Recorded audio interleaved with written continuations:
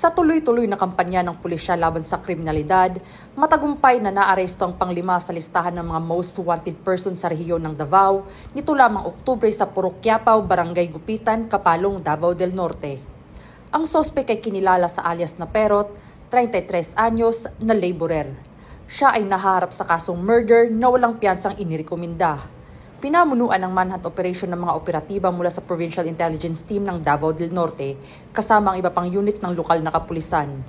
Matapos maaresto, ang sospek ay maayos na naipabati ng kanyang karapatang pantao at dinala sa Kapalong Municipal Police Station para sa kaukulang booking, dokumentasyon at legal na proseso.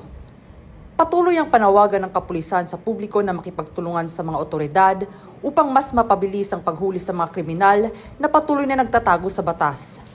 Mula rito sa Police Regional Office 11, ako ang inyong PNN correspondent, Patrolwoman Shaira Rose Aquino, alagad ng batas, tagataguyod ng Balitang Pulis.